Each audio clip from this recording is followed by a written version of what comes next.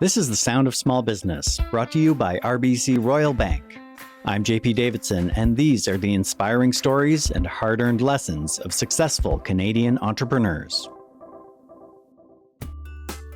The RBC Small Biz Panel Series features business owners and experts sharing their experiences and providing advice to entrepreneurs across Canada. In this episode, we'll focus on managing the growth of your new business. We'll look at marketing strategies that work on any budget, building a strong team of employees and professional advisors, and how entrepreneurs can achieve work-life balance.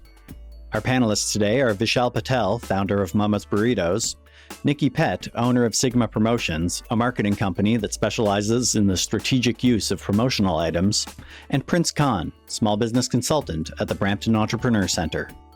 Now here's panel moderator and Vice President of Small Business at RBC, Sarah Adams. For those starting, they're probably just dreaming of growth. But at some point, they're going to get at that point where they get that big sale and it seems really exciting and you think, can I actually fulfill on it or not? So any tips in terms of cash flow and how you plan for growth? Cash flow is an important part of the business, any business you do, because that's going to break you or make you. Yeah. That's what it is. So you got to pay a close attention to the cash flow, and you should regularly check your bank balance so that you know that, okay, everything is working properly. So basically at Mama's Burritos, what we started doing was we always kept 10% of our profits every month as a reserve. So in case of any emergency expense or any kind of emergency orders or a big order which we cannot comply because of the funds, we always try to balance it out with that reserve. As soon as we pick up, we take that reserve out the very next month or something, we try to bring that reserve back to its level. And we have a threshold of $5,000, which we always have in our account in case of this kind of emergency equipment breakage or anything like that. Yeah. So that helps us for the unforeseen issues or something like that which comes up. So plan for it for sure. Yeah. So Nikki, how about for you? Lessons learned, early days. How much time do you have for lessons learned? No. So lots of lessons learned and definitely around finances for sure. I didn't do the extensive planning and we had to remortgage our home. That was at the very, very beginning. But if anyone's listening and they're in that position where you're spinning your wheels and you're literally making like your minimum payment and you're not breaking through, that there is a light at the end of the tunnel. How we got through that was really tightening up on everything. Yeah. So every expense. Yes. Tightening up on all the expenses and then going to people and asking for those deposits. With cash flow, it always seems like, especially small businesses, you feel small and you feel like so fortunate. Someone's buying my product. So you don't really ask for the money and you sort of think, it might go away. So did you shift the terms? Like, was there anything there that could help others? Yeah, we did actually a little promotion, which was cute. And we put a little nail file inside with the invoice back in the day when we used to mail invoices. Yeah. And it said, before you file this away, please consider paying before for a 1% off or whatever it was. But that motivates many, right? So I would say if you're in that position and you're really feeling down on yourself, because we can do that as entrepreneurs and beat ourselves up and why aren't I more successful? Why aren't I more ahead? I should be making a profit. You're not broken. It's just the system needs some changing and tweaking, and then you'll get there. Yeah.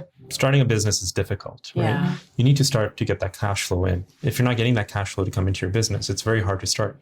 And that's where people find the biggest issues, because then they end up coming across cash flow issues. Mm-hmm. Yeah. How am I going to grow my business? How am I going to start my business? So a lot of entrepreneurs that we deal with have some sort of part-time job, and they use that job to fund their actual business. Yeah, until they're ready to take that leap to say, you know what, I'm all in.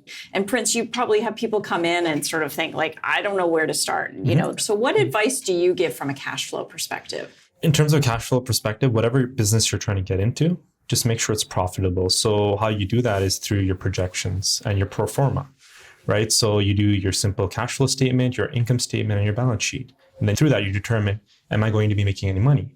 But in order for you to get those projections, what you really have to do is your market research. Yeah. And based on that market research, what you'll determine is there demand, right? If there's no demand, your cash flow isn't going to be too good. Yeah. So in order for you to be successful, you have to make sure you have to do that market research component in order for your cash flow to be successful. Yeah. Solid market research and expert advice are so important for both new and established businesses.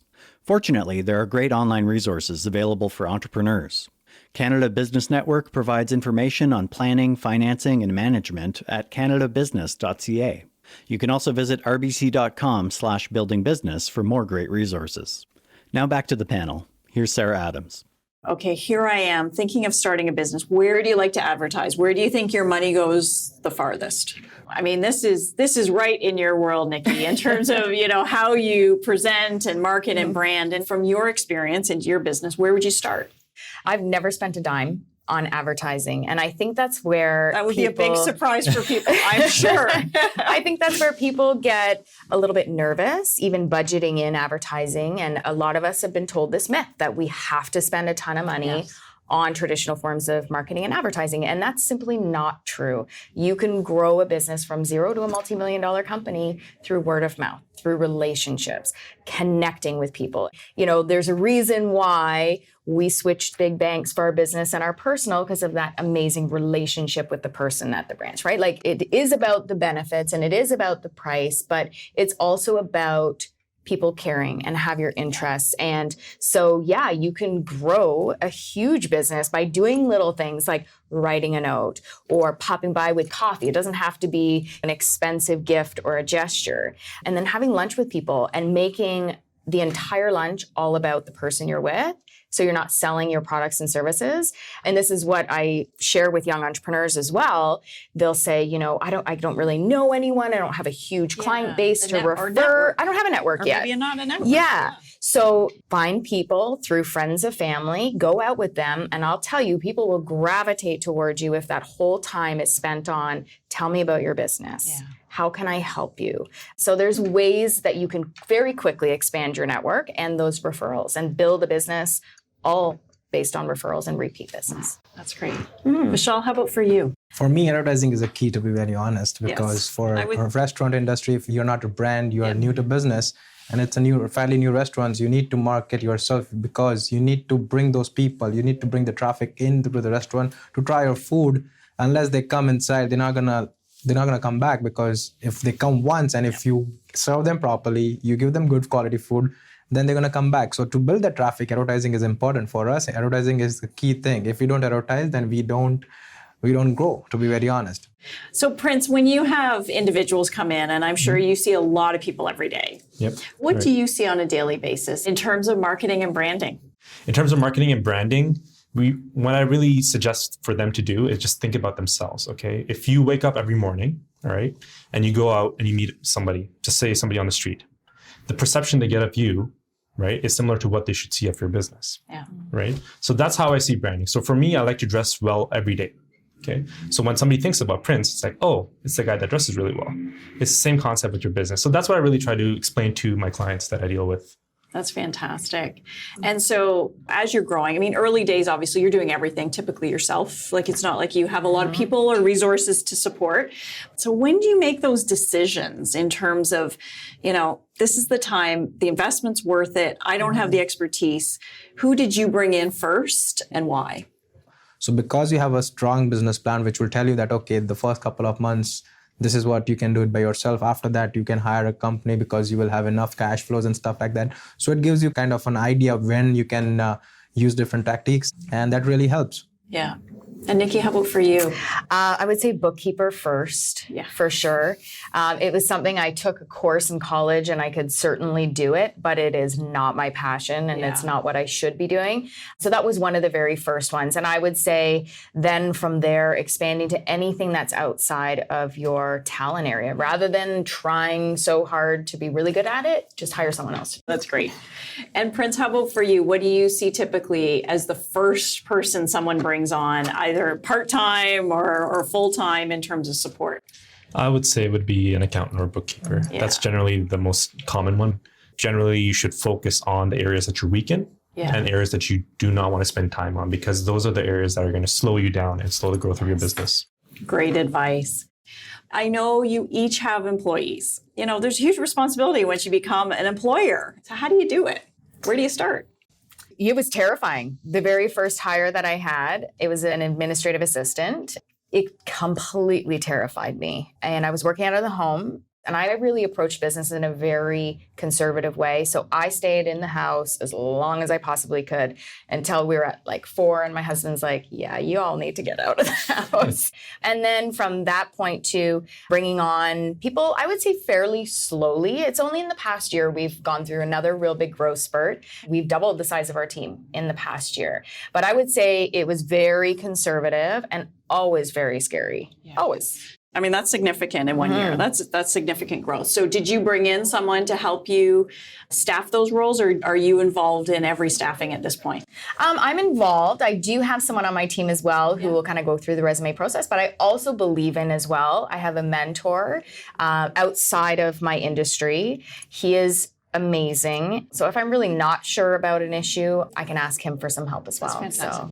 So. Vishal, how about you bringing on staff? So initially it was a tough job, right, to hire an employee because I was fairly new. I was just recently graduated. But at that time I had a franchise, right? So I was trained how to hire an employee and stuff like that. So it really helped me at that moment, right? And I learned so much from that. Yes. And initially, even though I was trained, I still made some bad decisions in hiring people. You think that, he's the right team members and stuff like that, but things doesn't work for you. And then at that time, the employee turnover would be very high.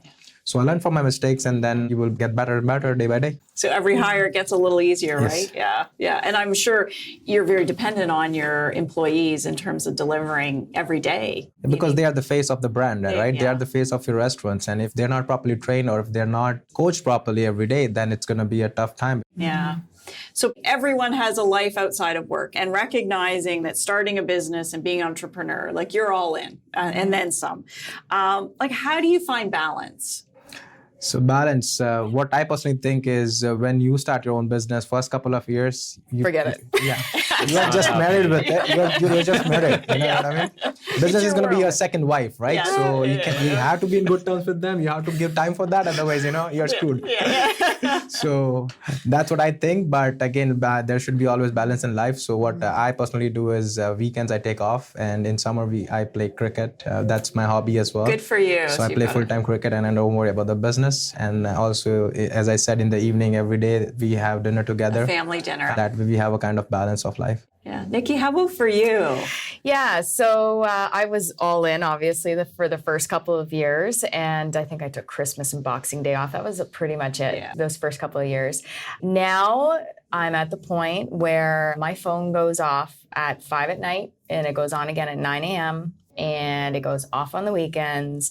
And when I leave work for vacation, because I'll typically go a week or two at a time, say the insurance papers are in the filing cabinet, the fire extinguisher's on the wall, you're dead to me for the next 2 weeks. Because you have to. You have to be able to rejuvenate, because if you come back burnt out, then there's no good. You can't serve your clients at a higher level. You can't, be engaged with your team. So, yeah. This is inspiring to know that there's light, because if they're in that stage right now where, I get a day off a year maybe, and to know that, with a lot of planning and hard work, you can get to a point where you really can rely on your employees to really run the business and so forth. Yeah.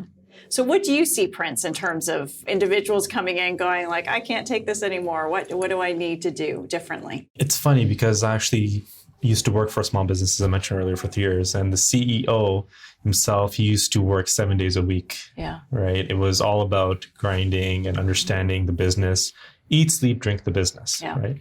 But eventually it gets to you. Yeah. And it really does. So what I advise entrepreneurs to do is just make sure you have time for some leisure. Spend time with your family, because those moments don't come back. Yeah. So you have to make sure you have a little bit of time at least that you're spending, taking time off and just exploring other options, doing other things to just take your mind off your business, which really helps you, because at the end of the day, you rejuvenate and you really recover from whatever problems you're facing. I just want to thank our wonderful panel. Your stories are all inspiring. You've provided such great advice, and we wish you huge success in your businesses. And thank you for all that you're doing, Prince, to grow businesses in your local community. This has been The Sound of Small Business, brought to you by RBC Royal Bank. For more advice and stories of small business success, subscribe to the podcast in iTunes, or search for The Sound of Small Business wherever you find podcasts.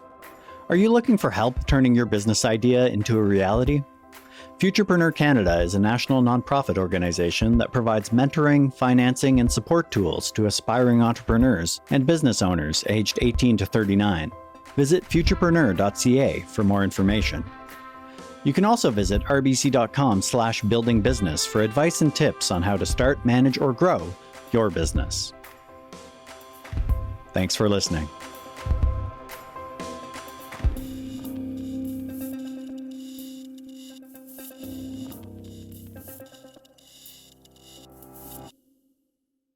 This podcast series is intended as general information only and is not to be relied upon as constituting legal or other professional advice. No endorsements of any third parties or their advice, opinions, information, products, or services is expressly given or implied by Royal Bank of Canada or any of its subsidiaries.